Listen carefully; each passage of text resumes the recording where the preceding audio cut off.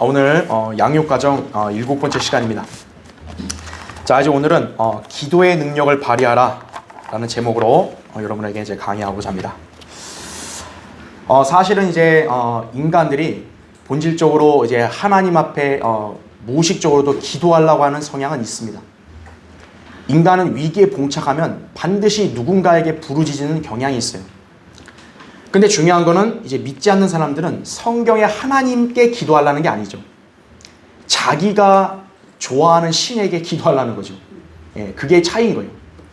자, 그러면 하나님을 믿는 사람들은 그러면 기도를 올바로 하고 있느냐? 안타깝지만 그러지 못해요.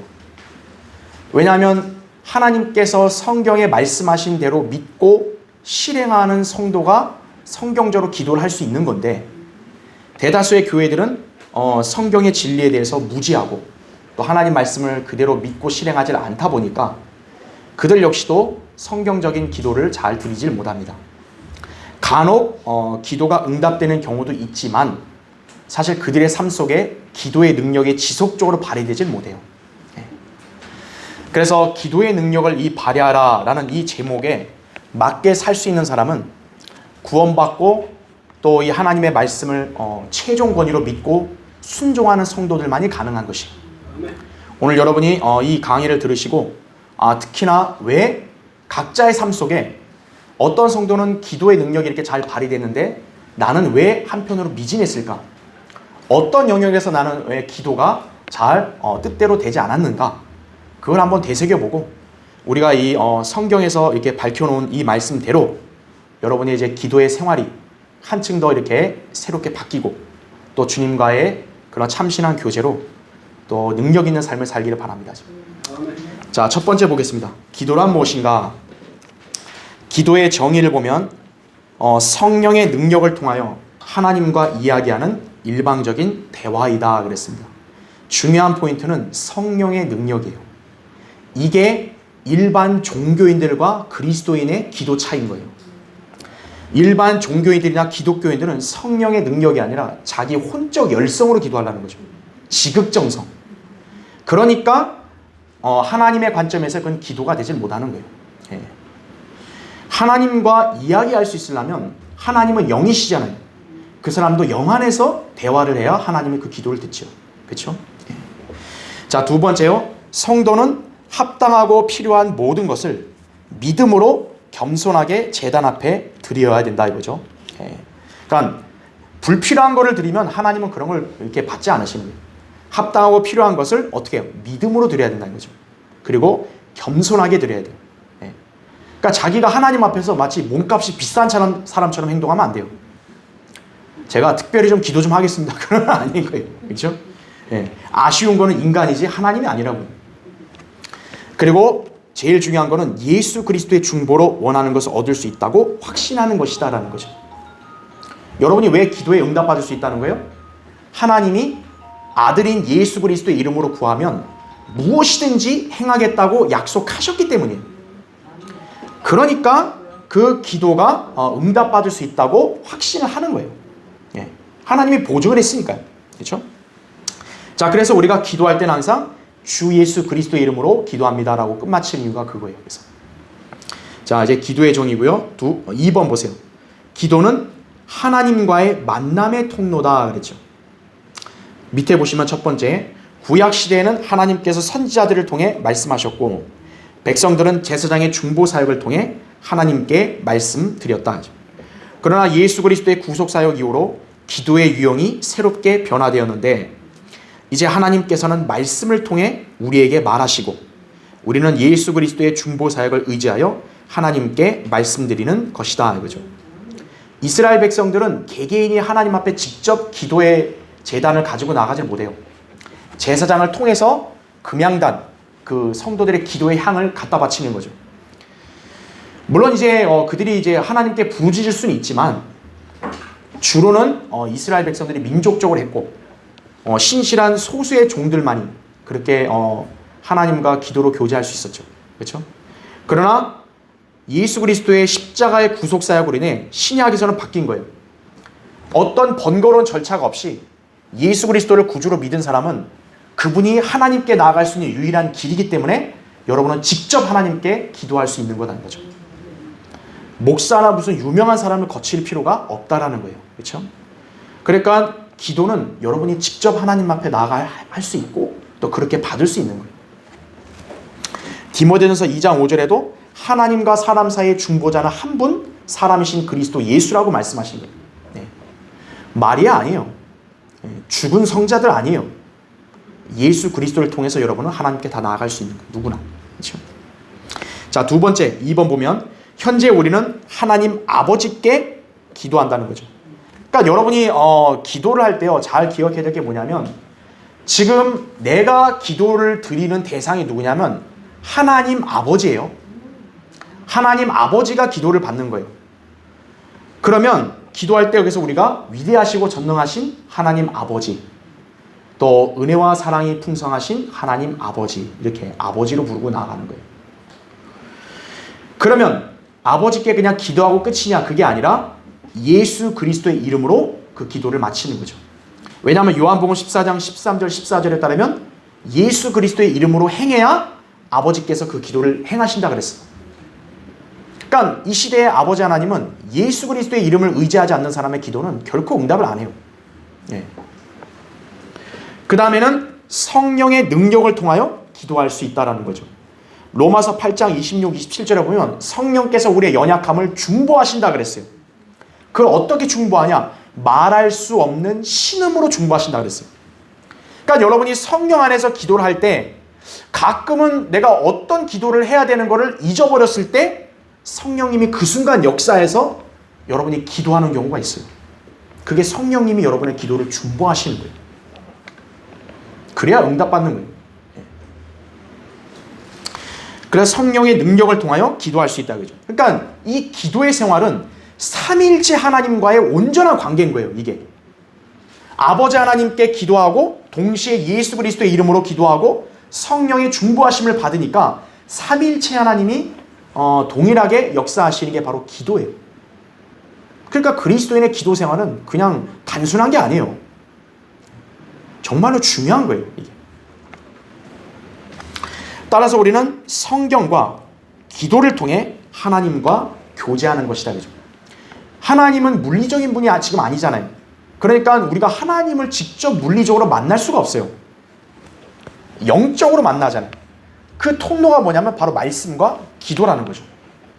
그러니까 말씀과 기도의 생활을 이렇게 등한시하는 사람은요, 하나님을 안 만나는 거예요. 하나님 안 만나고 혼자 인생을 잘 살아보겠다 이거죠. 그런 되지를 못해요. 절대로. 그렇죠? 자, 그래서 여러분이 이제 기도의 정의를 여기서 봤어요. 영 안에서 하나님과 대화하는 거다 이거죠. 그러니까 우리는 하나님 아버지께 예수 그리스도의 이름으로 성령의 중보를 통해서 기도한다라는 거죠. 그러니까 기도라는 게 나 혼자 떠든다고 기도가 아니에요, 그냥. 그러니까 이러한 정의를 알아야 우리가 기도를 시작할 때나 기도할 때의 마음가짐이 다른 거죠. 자, 이제 두 번째 보겠습니다. 자, 기도는 어떻게 그럼 역사하는가 이거죠. 이제 기도를 알았어요. 기도를 해요. 근데 기도가 역사가 안 되면 그거는 하나만 하잖아요. 기도가 그럼 어떻게 역사하냐 이거예요. 밑에 보시면 기도란 우리의 생애에 하나님이 관여하실 필요를 실제적으로 인정하는 것이다 이거죠. 그러니까 쉽게 말하면 뭐예요? 내 힘으로 안 되니까 나의 생활의 필요나 어떤 도움은 하나님이 나에게 주셔야 됩니다 라는 것을 인정한 사람이 기도한다는 거예요. 그러니까 웃긴 게 뭐냐면요, 하나님 앞에 자기의 생활의 필요나 도움을 주실 거라는 걸 믿지 않는 사람이 기도하는 것만큼 어리석은 게 없는 거죠. 그런 사람 뭐예요? 하나님 도와주시옵소서 기도해놓고 뒤돌아서면 에이 설마 되겠어? 그럼 뭐하러 기도를 해요 그 사람은? 그렇죠. 그러니까 그런 거는 말이 안 된다는 거죠. 그러니까 그런 마음 상태와 생각을 가진 사람은요, 맨날 기도해도 응답이 안 되는 거예요. 그럼 뭐하러 기도하냐 이거죠. 그러니까 어떤 사람들은 아주 그냥 자잘한 것만 기도하는 거예요. 큰 거는 응답 안 받을 것 같다고 자기가 그렇게 생각하고 자잘한 것만 구하는 거예요. 하나님 나에게 오늘 이렇게 직장 뭐 얼마 돈 주십시오. 이거밖에 안 하는 거예요. 기도라는 것은 하나님이 기도 응답하는데 무슨 제한이 있겠어요? 없다고요. 자, 그래서 나의 생활의 필요, 이러한 계획, 하나님이 개입해 주셔야 됩니다. 이거를 인정해야 된다는 거예요. 그럴 때 여러분 이제 기도가 나오게 되는 거죠. 예. 그럴 때 계속 보시면 우리의 생애 속에 자신의 노력, 영향력은 최소화되고 하나님의 위치를 높여드리게 된다라는 거죠. 예. 그러니까 인정하지 않는 사람 어때요? 나중에 그 문제가 기도하고 나서 해결될 때 하나님이 해주셨다라는 걸 인정 안 하는 거예요. 그냥 이거는 내가 운이 좋아가지고 어떻게 하다 됐다. 사람 잘 만나서 어떻게 됐다 이거죠. 예? 하나님이 했다라는 거를 인정을 안 해요. 그러니까 하나님이 그걸 알기 때문에 그런 마음 상태를 가진 사람의 기도는 경청을 안 하시는 거예요. 그래서 왜냐하면 하나님이 그 사람에게 영광 받을 게 없는 거예요. 그래서 기도가 역사가 일어나려면 여러분이 하나님을 어떤 경우로도 인정해야 돼요. 자, 어떻게 인정해야 되냐? 1번 보세요. 하나님의 주권을 인정해야 돼요. 첫 번째, 하나님을 최고의 권위 있는 분과 우리 생애를 관장하시는 분으로 인정해야 한다 이거죠. 두 번째, 하나님께서 합법적이고 필요한 모든 것에 창시자이심을 믿어야 한다는 거죠. 여러분, 생명을 창조하신 분이 뭘 못할 게 있겠어요? 우리 지금 창세기 공부하잖아요. 여러분, 창세기 공부하면서 무엇을 여러분이 가장 먼저 확신해야 되는 거예요? 하나님은 전지전능하신 창조주라는 거예요. 그분이 인간의 필요를 못 채워주실 이유가 없는 거예요. 그러니까 하나님의 주권을 인정해야 된다 이거죠. 네. 합법적이고 하나님은 거짓말 안 하시잖아요. 하나님은 우리 보고 야 사기쳐서 돈 좀 벌어도 돼. 그래 안 하신다고요. 그러니까 그런 거는 하나님은 허락 안 하시죠. 그런데 합법적인 것들은 하나님 다 채워주신다라는 거죠. 그거를 인정해야 되는 거예요. 근데 어떤 사람은 막연하게만 인정해요. 하나님은 전지전능하시고 하나님 위대하셔. 맞아. 근데 정작 자기 사업이나 자기 학교나 또 자기 직장에 대해서는 어때요? 이거는 그냥 내가 해야 돼. 이건 내가 알아서 해야 돼. 하나님께 기도하는 것보다 내가 해야 돼. 그러니까 그런 부분들은 기도를 잘 안 하려고 그래요. 그러니까 그건 하나님의 주권을 인정하지 않는 거죠. 그 사람은. 그렇죠? 자, 밑에 보세요. 2번. 하나님의 역사를 인정해야 돼요. 자, 첫 번째. 하나님께서 우리의 기도를 들으시고 기꺼이 응답하실 수 있는 분인 것도 믿어야 한다는 거죠. 그렇죠? 하나님이 자녀가 기도했는데 야 미안하다. 그건 내가 못하겠다. 하나님 그러시겠어요? 그런 분 아니라고요. 기도해서 하나님이 경청하시면 기꺼이 응답하실 수 있는 분이에요. 두 번째요. 실제로 많은 성도들이 하나님의 역사를 마음으로 믿지 않기 때문에 기도 응답이 더딘 것이다. 그죠? 그러니까 머리로만 동의하면 안 돼요. 하나님이 이렇게 기도 보통 응답하시더래. 이런 사람은 믿음이 아니라 자기 머리로 동의한 거죠. 그냥 하나님이 그냥 기도 응답한다 그러더라. 그건 아니라는 거죠.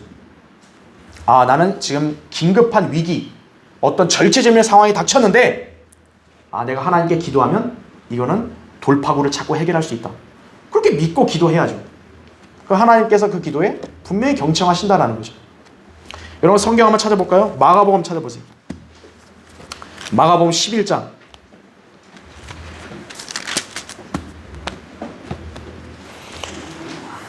22절 보십시오.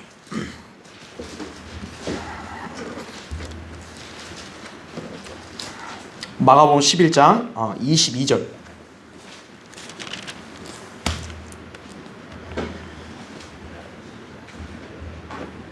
이건 예수님이 직접 말씀한 거니까 여러분이 이거를 의심할 이유가 없고 그냥 이거를 주장하시면 돼요. 하나님 앞에서. 예수께서 대답하여 그들에게 말씀하시기를 하나님을 믿으라. 진실로 내가 너희에게 말하노니 누구든지 이 산더러 옮겨져 바다에 빠지라고 말하고 그의 마음에 의심하지 않으며 그가 말한 것들이 이루어지리라고 믿으면 말한 것은 무엇이든지 이루어지리라. 그러므로 내가 너희에게 말하노니 너희가 기도할 때 바라는 것들은 무엇이나 받은 것으로 믿으라. 그리하면 너희 것이 되리라. 그러죠. 근데 인간은 기도해놓고 재보는 거예요. 하나님 앞에서. 이게 될까? 안 될까? 한번 시간 좀 기다려볼까? 하나님께서 다 아는 거죠. 한번 기다려봐라 너 실컷. 고꾸라질 때까지 이제 그때서야 아는 거죠. 고꾸라지면 하나님 도와주십시오. 그죠? 자, 그래서 하나님의 역사를 마음으로 믿어야 돼요. 머리로 동의하는 게 아니라 마음으로 믿어야 여러분 기도응답이 잘 되는 거예요. 그 다음에 3번, 우리의 일상생활의 필요를 인정해야 됩니다. 첫 번째 보세요. 우리의 필요를 인정하고 기도하면 종종 우리가 당연하다고 생각했던 여러 가지 감추어진 복들에 어떻게 돼요? 감사하게 된다는 거죠. 지금 여러분들은 가지고 있는 것들을 마치 당연하다 생각하는 사람들이 의외로 많아요. 내가 생명이 있어 살아있다. 당연하다 생각해요. 근데 그게 당연한가요? 재앙으로, 코로나로 죽는 사람들도 있는데. 그렇죠? 나에게 수입이 고정적으로 들어와요. 내 직장과 사업이 운영이 돼요. 근데 사람들은 그걸 당연하게 여기는 거예요. 이건 당연해야 되는 거 아니냐? 아니죠. 실직하거나 부도난 사람들 얼마나 많은데. 지금 시대 자영업자들 문 얼마나 많이 닫는데요.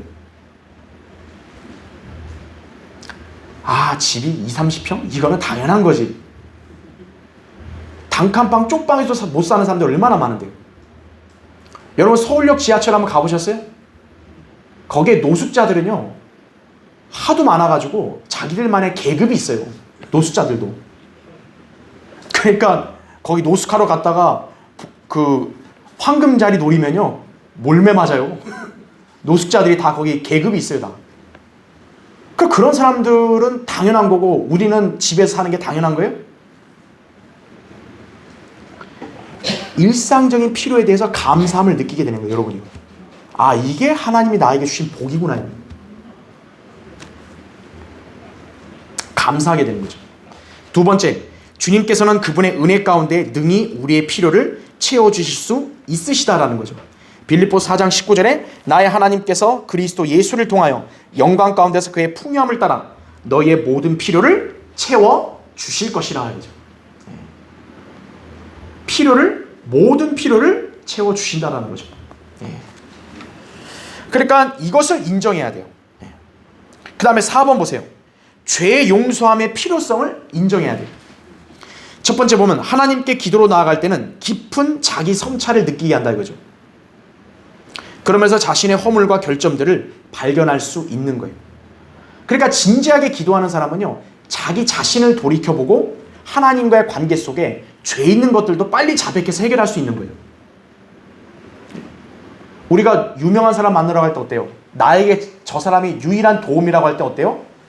옷매무새나 모든 걸 깨끗하게 가죠. 왜냐? 틈을 안 잡혀야 되니까. 아니 사람과의 관계에서도 그런데 하나님과의 관계 속에서 당연히 기도하러 가는데 그렇게 더러운 상태로 가지 않을 거 아니에요. 자기 성찰을 하게 되는 거예요. 두 번째, 죄를 자백하는 것이 효과적인 기도 생활의 중요한 사전 요건임을 인정하고 그분과의 관계를 개선해 나갈 수 있다라는 거죠. 여기 성경 구절을 안 찾을 테니까 적어놓으세요. 이사야 59장 1, 2절, 시편 66편 18절. 거기에 나오면은 죄악이 생기면 하나님과의 기도가 단절되는 거예요. 그래서 자백을 해야 되는 거예요. 그러고 나서 주님께 나아가야 돼요. 자, 세 번째, 우리가 죄로부터 보호받고 구해냄을 받아야 할 필요가 있음을 인정해야 됩니다.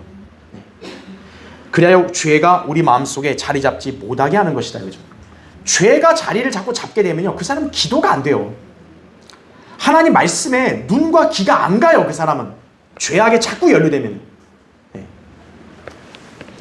그래서 하나님께 왜 기도하냐? 나의 지금 이 더럽고 불결한 죄들을 빨리 제거해 주시라고 기도하는 거죠. 그럼 하나님이 그 죄를 예수 그리스도의 피로 싹 씻겨서 제거해 주신다는 거죠. 그래야 그 사람의 상태가 온전해지는 거죠. 여러분 생각해 보세요. 사람이 땀 많이 흘리고 막 오물이 몸에 묻었어요. 그러면 빨리 어떻게 해야겠어요? 집에 오면. 그거 괜찮다고 그대로 누워가지고 며칠 동안 있어봐요. 여러분 그거 아무리 사랑하는 배우자든 자식이든 그건 꼴 보기 싫다고요. 하나님의 관계에서 마찬가지인 거예요. 여러분 죄를 자꾸 안고 있고 그냥 그대로 자꾸 올라고 해봐요. 야야 냄새나 저리 가 빨리 씻어 이러죠. 그래서 기도할 때 어떻게 되는 거예요? 하나님 앞에서 내가 이런 죄가 있으면 안 되겠구나. 내가 자백하겠습니다. 그 예수님의 피는 단번에 씻겨지잖아요. 그리고 나아가면 이제 깨끗한 사람은 이제 가족들이 받아주는 거죠. 우리 교제야, 대화하자. 바로 그것이. 그러니까 기도가 역사가 이렇게 일어나려면 하나님의 주권, 역사, 일상생활 필요, 죄 용서함 이것을 다 하나님이 해결해 줄 수 있다는 걸 인정해야 돼요. 내가 할 수 있다라고 하면 기도할 필요가 없어요. 그냥 내가 하면 돼요. 그냥 가서. 근데 내가 못하니까 하나님 해주십시오. 그래야 기도 역사가 일어나는 거죠. 그렇죠? 자, 이제 세 번째 보겠습니다. 그럼 왜 우리는 기도해야 하는가? 우리의 기도 생활은 하나님의 영광을 가져온다. 그래서 하나님과의 교제를 회복할 수 있고, 그 다음 페이지죠. 이 교제로 인해 하나님과 달콤하고 화목한 관계를 누릴 수 있는 것이다 라는 거죠. 여러분, 기도 생활을 잘하는 성도는요, 이 하나님과의 교제가요 굉장히 즐거운 거예요. 그러니까 인생에 어떤 숱한 역경과 풍파가 와도요, 그 사람은 그거에 대해서 막 이렇게 좌절하거나 흔들리지 않아요. 왜냐하면 하나님과의 화목한 관계를 가졌으니까 다른 거는 두렵지 않은 거예요. 자, 그래서 왜 기도해야 되는지 1번 보십시오. 하나님께 찬양을 드리기 위해서 기도하는 거예요. 여러분이 하나님을 찬양하는 게 그냥 입으로 그냥 막 하나님 좋아요, 하나님 사랑해요 이게 아니에요. 여러분이 찬송을 부르고, 그리고 여러분이 기도할 때도 하나님을 찬양하는 거예요. 한번 생각해 보세요. 여러분이 막상 기도할 때 처음 기도 어떤 말로 시작하죠? 위대하시고 전능하신 하나님 아버지 감사합니다, 찬양 드립니다 이렇게 시작하지, 기도하자마자 하나님 주세요 이러는 경우 없다고요. 누구든 기도할 때 가장 먼저 뭐부터 해요? 하나님을 찬양하는 것부터 시작해요. 그러니까 하나님께 찬양을 드리기 위해서는 기도가 중요하다고요. 자, 첫 번째 보세요. 교환에 하나님께 찬양을 드리는 것은 거룩한 존경심으로 경배드리는 것이다 라는 거죠. 시편 95편 6절에 하나님께 이렇게 절하고 찬양하는 거, 기도하고 찬양하는 게 나오죠. 그래서 두 번째는 거기 시편 18편 1절부터 3절을 제가 표시해 놓은 거예요. 오 나의 힘이신 주여, 내가 주를 사랑하리이다. 주는 나의 반석이시오, 나의 요새시며 나의 구원자시라. 나의 하나님이시며 내가 신뢰할 나의 힘이시오, 나의 방패시며 나의 구원의 뿌리시며 나의 높은 망대시니이다. 내가 찬양을 받으시기 합당하신 주를 부르니 그랬어요. 여러분, 다윗이 이 시를 말할 때요, 이게 다윗이 그냥 하나님 앞에 아첨 떨라고 이 말했을까요? 아첨 떠는 게 이렇게 말하기 어려워요. 다윗은 자기 생에 실제로 이거를 경험했고, 바로 하나님이 자기에게 이런 분이라는 걸 알았기 때문에 자연스럽게 고백이 나오는 거예요. 자, 한번 여러분의 생애를 돌아보세요. 여러분이 하나님을 찬양하려고 할 때 여러분은 하나님을 어떻게 찬양하시겠어요? 여러분 각자 경험한 게 있을 거 아니에요. 하나님은 나에게 어떤 분이시다는 걸 경험했을 거 아니에요. 그럴 때 하나님을 찬양하는, 송축하는 그런 표현이 나오는 거예요. 나의 힘이신 하나님 아버지, 나를 사랑하시는 아버지 하나님, 그죠? 전지전능하시고 위대하신 하나님 아버지. 왜 위대하냐? 내가 그걸 확신하고 내가 경험해서 나는 그거를 찬양할 수 있다 이거죠. 그렇게 말하는 거죠. 근데 그걸 믿지도 않는 사람이 한번 그렇게 기도하는 생각해 보세요. 속으로는 하나님을 믿지 않는 사람이 오 전지전능하시고 오 위대하시고 사랑이신 아버지 하나님, 그러 보세요. 그 얼마나 웃기겠어요, 그렇죠? 믿는 사람이 찬양할 수 있는 거예요. 네, 그렇죠? 그러니까 하나님께 찬양을 드리기 위해서 기도해야 된다라는 거죠. 2번 보세요. 하나님과 연결을 갖기 위해서 기도해야 된다죠. 그러니까 영적 교제를 줄임말이에요. 하나님과 친근한 대화를 갖는 것이 영적 교제다. 요한일서 1장 3, 4절에 보면 바로 그 교제가 에 대한 정의가 나오죠. 자, 이것은 자신의 심정을 토로하는 것이다 그랬어요. 여러분이 기도할 때 그냥 대충 그냥 시간 때우는 기도가 아니에요. 여러분의 심정을 하나님 앞에 다 토로하는 거예요. 대표적인 인물이 누구냐? 한나죠. 사무엘의 어머니 한나. 그 한나의 남편에게 자기 한나하고 또 다른 푸닌나 여인이 있었는데, 남편은 자기를 사랑해요. 근데 자기는 자식이 없어요. 그것만큼 괴로운 게 어디 있겠어요.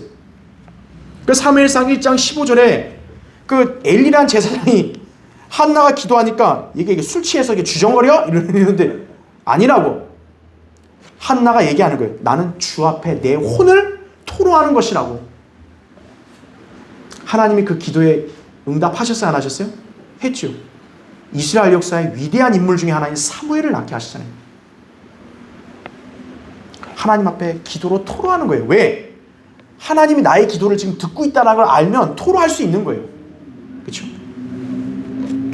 3번, 우리 죄들을 자백하기 위해서 기도하는 거죠. 여러분, 하나님은 죄에 대해서 반드시 심판하시는 거 알죠? 그럼 그 죄를 어떻게 해결해야 되죠? 하나님께 용서를 받아야죠. 용서받으려면 뭐 해야 돼요? 기도해야 되는 거죠, 당연히. 그래서 첫 번째, 하나님 앞에 합당하게 행하지 못한 것을 자백함으로써 사탄이 자신의 생활에서 점유한 요새들과 자신의 침범당한 부분들에 대하여 승리를 쟁취할 수 있는 첫 단계가 된다는 거죠. 완벽한 인간은 없어요. 자백해야죠. 그래서 요한일서 1장 9절에 보면 우리가 우리 죄들을 자백하면 그는 신실하시고 의로우셔서 우리 죄들을 용서하시며 모든 불의에서 우리를 깨끗하게 하시느니라. 그죠? 성경이 이렇게 말했는데 나는 괜찮아요. 난 죄 없어요. 그러면 그 다음 절 요한일서 1장 10절에 보면 하나님을 거짓말쟁이로 만드는 거라 했어요. 그러니까 하나님이 왜 이 말씀을 했겠어요? 모두가 다 죄가 있다는 거예요. 그러니까 그거에 대해서 자괴감 갖지 말고 포기하지 말고 기도하고 자백하라 이거예요. 용서해 주신다라는 거죠. 그 다음에 4번, 하나님께 감사드리기 위해서 기도하는 거예요. 응답받는 기도를 통해 하나님의 영광을 드러내려면 먼저 감사와 찬양을 그분께 돌려드려야 한다라는 거죠. 그래서 빌립보서 4장 6절에도 다만 모든 일에 기도와 간구로 너희의 구하는 것들을 어떻게 알려지게 하래요? 감사함으로 하나님께 알려지게 하라 이거죠. 어렵고 시련에 처했다 해서 하나님 앞에 불평하고 따지고 항변하면 안 돼요. 그러니까 어떤 사람은 기도라고 하면서 뭐예요? 하나님하고 지금 서로 따지는 거예요. 왜 날 이렇게 했습니까? 왜 저 이렇게 합니까? 이건 하나님 이러면 아니지 않습니까? 이건 기도가 아니죠. 하나님한테 덤벼보겠다는 거 아니에요. 그럼 안 되죠. 내가 어떤 상황에 처해서도 감사함으로 기도해야죠. 나를 구원해 주신 거 감사합니다. 나는 일단 영생을 얻었기 때문에 난 지옥의 형벌을 안 당합니다. 감사합니다. 나에게 바른 교회를 알게 하셔서 이렇게 최상의 경배를 드리게 해주셔서 감사합니다. 또 내 생활 속에서 하나님 말씀으로 나를 인도해 주시고 깨우치게 해주셔서 감사합니다. 내 생활의 필요를 생업을 통해 채우셔서 감사합니다. 감사할 건 많아요. 그런 분이니 저의 현재 당면한 것도 해결해 주실 거라 믿습니다. 감사와 찬양을 드리는 거죠. 자, 거기 밑에 히브리서 13장 15절 나오죠. 이런 건 중요한 구절이니까 잘 유념해 두세요. 그러므로 우리가 그분을 통해서 찬양의 제물을 하나님께 계속해서 드리자. 이것이 그의 이름에 감사하는 우리 입술의 열매니라 이거죠. 찬양에는 반드시 뭐예요? 감사하는 열매라는 거죠. 하나님을 찬양한다면서 감사가 없는 건 말이 안 돼요. 하나님을 찬양한다면 반드시 하나님께 감사하는 것도 나오게 돼 있어요. 자, 그 다음에 5번, 다른 사람의 중보를 위해서 기도를 해야 돼요. 첫 번째 보시면 구원받지 못한 사람들을 위해서 중보 기도해야 돼요. 하나님께서는 모든 사람이 구원받는 것을 원하십니다. 그렇죠? 그러니까 무조건 다 저건 지옥으로 쳐넣어주세요 이러면 안 되죠. 구원받기를 원해야 돼요. 그렇죠? 에베소 6장 19, 20절도 바울이 복음을 전할 수 있게 너희들도 기도하라 그랬다고요. 두 번째는 주 안의 성도들을 위해서 늘 기도해야 한다 이거죠. 다양한 기도들이 있겠지만 특히 질병으로 고통받는 지체들을 위해서 중보해야 되는 거예요. 자, 거기 야고보서 5장 16절 나오죠. 그러므로 너희는 서로 잘못들을 자백하고 치유를 위하여 서로 기도하라. 의인의 효과적이고 열렬한 기도는 자 뭐라고 합니까? 역사하는 힘이 많으니라 이거죠. 효과적이고 열렬한 기도를 하면 치유의 역사가 더 크게 일어날 수 있다는 거예요. 은사주의 같은 사기가 아니에요. 이거는 주님을 사랑하고 말씀대로 실행하는 성도들이 합심해서 기도하잖아요. 그 사람이 치유의 그런 기적도 일어날 수 있는 거예요. 하나님이 이렇게 말했는데 거짓말 하시겠어요? 하나님을 안 믿고 의사 말만 믿으려고 하면 어떻게 돼요? 낭패를 보는 거예요. 절망스럽죠. 암 환자한테 당신이 6개월밖에 못 살아요. 근데 하나님은 기도하면 낫게 할 수도 있다 했는데 아이 하나님 의사가 6개월밖에 못 산대요. 그럼 기도 하나만 하죠. 그럼 6개월 살다 그냥 가는 거예요. 그냥. 당뇨가 있고 나 어떻게 하면 신장이 안 좋고 이렇다는데 하나님한테 기도해서 치유할 수 있다고 믿으면 그걸 붙들면 되는데 에이 의사가 이거는 치유가 안 된대요. 그럼 기도 안 하고 살면 어떻게 돼요? 근데 의사 말대로 그냥 고통스럽게 사는 거예요. 그냥. 주 안의 성도들을 위해서 기도해야 한다 이거죠. 질병 있는 지체들 기도해야 한다 이거죠. 합심하여 기도했을 때 얼마나 놀라운 기적이 일어날 수 있냐 이거예요. 하나님은 약속하신 거 아니에요. 그 다음에 세 번째요. 선교사들을 위해서도 기도해야 한다 이거죠. 골로새서 4장 3절에 하나님께서 우리에게 말문을 열어주사 그리스도의 신비를 말하게 해주시도록 기도하라. 이로 인하여 내가 메인바 되었나니 그랬다 이거죠. 바울은 선교사 아니에요. 선교사들을 위해서 기도해야 돼요. 우리 교회 기도 제목에 선교사들 있잖아요. 우리가 지원하는. 여러분 그 선교사들을 위해서 기도해야 돼요. 하나님은 선교에 관여하는 교회는요 반드시 복 주시는 거예요. 교회든 개인이든 선교사를 생각하고 기도하고 지원하잖아요. 하나님 반드시 그 가정과 교회에 복 주시는 거예요. 여러분도 선교사를 위해서 기도해야 돼요. 왜냐? 우리가 못 나가잖아요. 여러분 지금 아프리카 오지에 못 가잖아요. 그분들이 가서 하고 있어요 지금. 어떤 분은 파푸아뉴기니아 완전히 그 외딴 섬에 가서 하고 있다고요. 그런 사람을 위해서 기도해야 된다 이거죠. 우리가. 네 번째는 왕들과 권세 있는 자들을 위해서도 기도해야 한다는 거예요. 저 통치자가 형편없다 할지라도 그리스도인은 궁극적으로 기도해야 되는 거예요. 저 디모데전서 2장 2절 보면 왕들과 권세 있는 모든 사람을 위하여 하라 그랬어요. 왜냐 했더니 우리가 모든 경건과 청렴함 가운데 평온하고 조용한 생활을 하려 함이라 이거죠. 폭군이 나타나면 어떻게 돼요? 하나님의 교회를 대적하고 사역을 방해하는 거예요. 그 우리가 하나님의 뜻을 제대로 수행할 수가 없단 말이에요. 그 기도하라는 거죠. 네. 다섯 번째, 자기 원수들을 위해서도 기도할 수 있어야 돼요. 굉장히 어렵죠. 근데 그렇게 할 수 있는 사람이 가장 성숙하고 최상의 그리스도인입니다. 원수는 때려 죽여야 직성이 풀린다. 이게 우리 인간의 심성 아니에요. 왜냐? 내가 당했으니까 너도 당해야 돼. 율법에서는 눈은 눈으로 이는 이로라 그랬어요. 하지만 신약에서는 원수를 위해서도 기도하라 그런 거예요.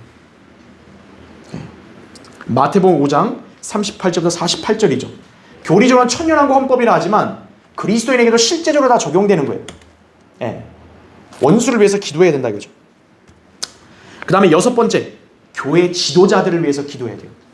하나님의 사역을 감당하는 목자와 영적 지도자를 위해서 여러분 기도해야 돼요. 영적 기도를 많이 하는 사람들이 복을 받는 거예요. 예. 그러니까 여러분이 기도를 이렇게 안 할 수도 없고 짧게 할 수도 없는 게 이렇게 기도할 게 많은 거예요, 사실은. 마지막 6번 보세요. 자신을 위한 간구를 위해서 기도해야 돼요. 자, 여러분이 간구할 게 뭐 있겠어요? 예를 들었는데 거기 성경에 나온 예를 1번 음식, 의복, 거처를 위해서 기도해야죠. 왜냐하면 이건 삶의 가장 필수적 기본적인 거니까요. 마태복음 6장 25절 34절에 나온 그대로죠. 2번 지혜와 명철을 위해서 기도를 해야죠. 아 주님 나는 원래부터 좀 머리가 안 돌아가고 바보니까 바보로 살래요. 뭐 연구도 아니고 왜 바보로 살라 그래요. 지혜를 구해야죠. 바보가 되면 계속 속잖아요. 저 이단 종파에 간 사람들 계속 속잖아요. 지혜와 명철을 구해야죠. 야고보서 1장 5절에 주님이 아낌없이 주신다 그랬다고요. 3번 오래 살 수 있도록 기도할 수 있어요. 근데 여기서 여러분이 또 유념해야 될 게 뭐냐면 내 정욕과 쾌락을 위해서 오래 살겠다. 그런 건 사실 바람직하지 않아요. 차라리 주님께 오히려 빨리 가는 게 나을 수도 있어요. 그런 사람은. 오래 살라는 목적이 뭐죠? 더욱더 주님의 뜻을 온전히 실현하고 주님을 기쁘시게 하기 위해서 내가 살고 싶다. 그러면 여러분 그 장수를 위해 기도하면 오래 사는 거예요. 단명 안 한다고요. 하나님이 히스키야에게 네 집을 정리하라. 그게 뭐냐면 너 이제 인생 이제 끝낼 거니까 정리하라 이거거든요. 히스키야가 막 통곡을 하면서 막 그냥 하나님께 매달렸다고요. 내가 하나님 앞에서 선한 마음 진리로 한 거 알아주십시오. 하나님은 어떻게 했어요? 히스키야에게 생명을 15년을 연장해 준 거예요. 죽을 병에 걸린 사람을. 에이, 우리 의사가요, 나 오늘과 내일 못 넘긴대요. 그러면 의사 따라 그냥 그렇게 가라 이거예요. 그러나 하나님께 기도해서 내가 주님이 나에게 생명을 더 오래 살게 해주시면 나는 내 남은 생애를 주님을 위해 살겠습니다. 내가 주님을 더 찬양하고 영화롭게 해드리겠습니다. 그럼 하나님이 생명을 연장하고 장수하게 할 수도 있는 거예요. 생명을 누가 관장하죠? 하나님이 관장하는 거예요. 아, 나는 죽기 싫은데요. 하나님이 이제 그만 자라. 호흡, 영을 걷어가시면 끝나는 거예요. 아, 근데 그냥 빨리 일찍 죽는 건가? 그래도 안 죽는 사람 많다고요. 하나님이 생명을 딱 관장하시니까요. 하나님의 영광을 위해서 오래 살고 싶다. 기도하라 이거죠. 네 번째, 자신의 안전을 위해서도 기도하라 이거죠. 다니엘 6장에 다니엘이 사자굴에 던질 때도 기도했잖아요. 사자굴에서 안전했잖아요. 다섯 번째, 열매 맺는 여행을 위해서도 기도하라 이거죠. 진짜 쓰잘데기 여행을 하면요, 시간 낭비하는 거예요. 열매 맺는 여행이 되게 해달라. 또 기도할 수 있는 거예요. 로마서 1장 9절 10절에 나온 대로요. 그 다음에 여섯 번째, 온전한 삶을 위해서도 여러분 기도할 수 있는 거죠.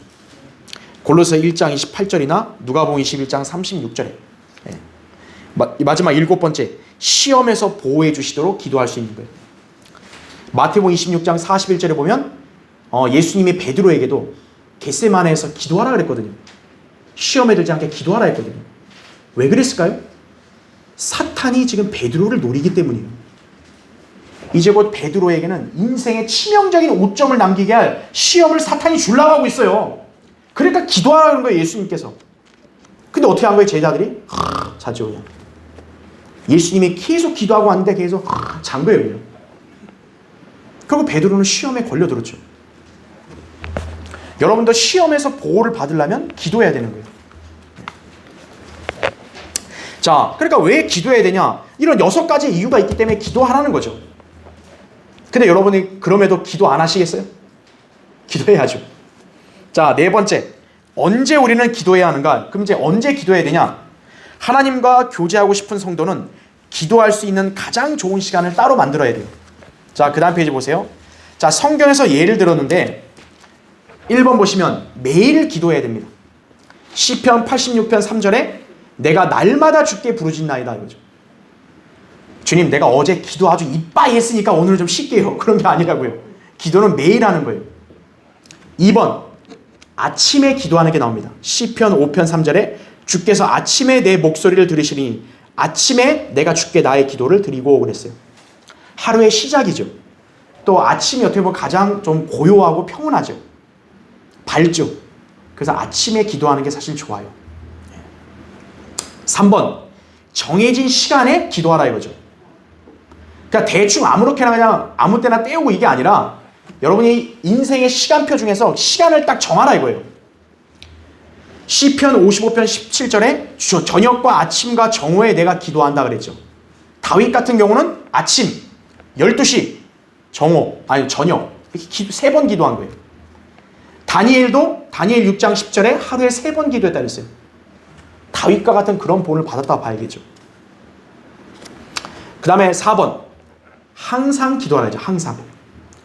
데살로니가전서 5장 17절에 쉬지 말고 기도하라 했잖아요. 항상 기도하라 했죠. 24시간 내내 그냥 떠들어라 이게 아니고 정해진 시간을 어기지 말고 항상 기도하라는 거예요. 바로 언제 기도하냐는 거는 바로 여러분이 여기서 답을 찾으면 되는 거예요. 자, 5번째, 그럼 어디서 기도해야 될까요? 역시 장소도 제한받을 필요 없어요. 그 대신 틈이 나는 대로 기도해야 한다는 거죠. 1번, 어디서나. 디모데전서 2장 8절에 바울이 얘기한 대로 어디서나 거룩한 손들을 들고 기도하기를 바라노라.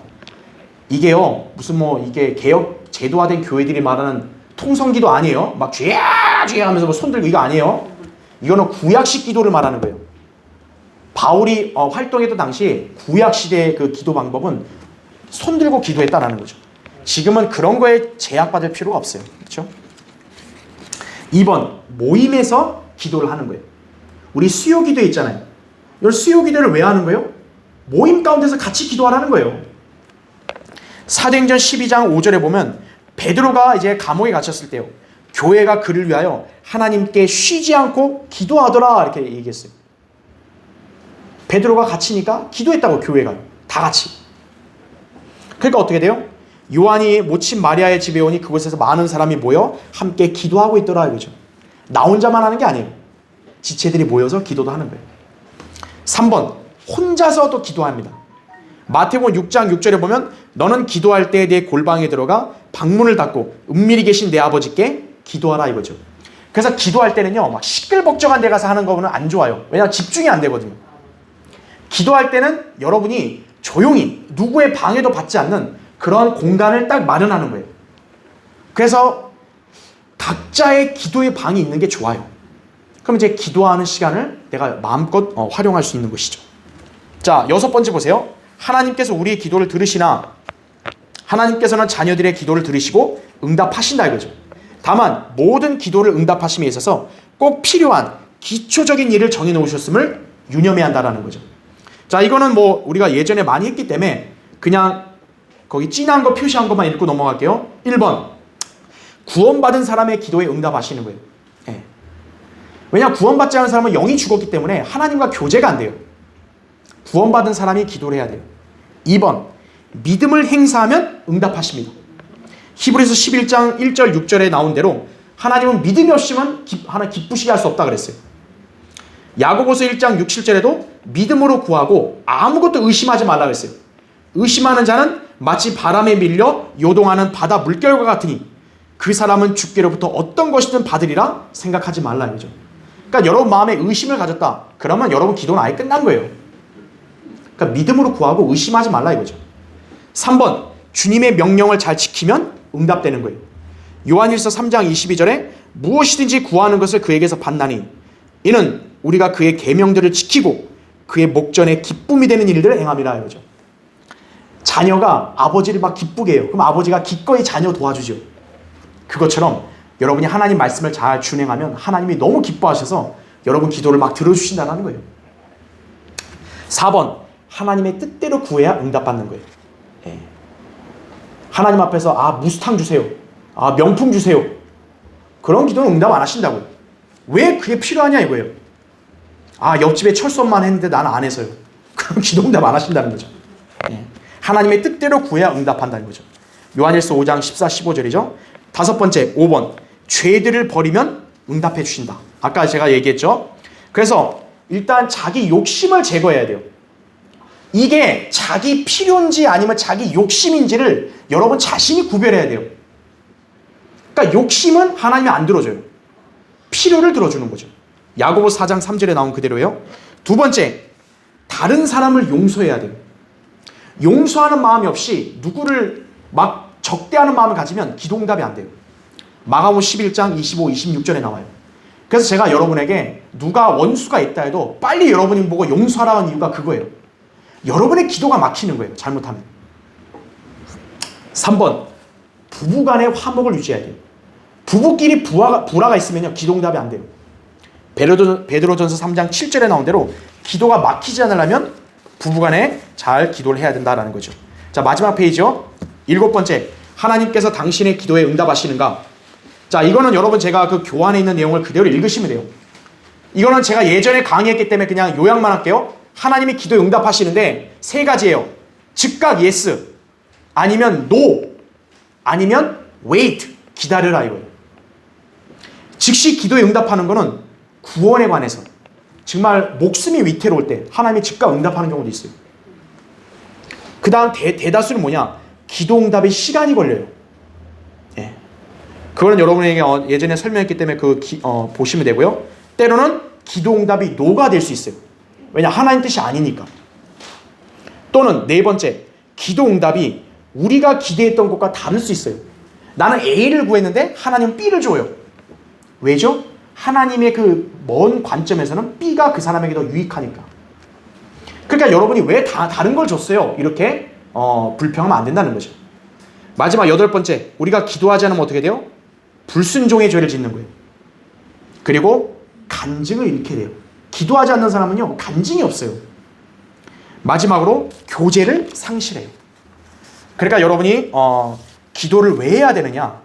바로 이러한 삶을 살지 않기 위해서 기도해야 된다는 것이죠. 자, 오늘 여러분이 이 강의를 잘 기억하시고 여러분 생애에 항상 기도응답에 응답받고 능력을 발휘하는 그런 삶을 살길 바랍니다. 이제 마치겠습니다.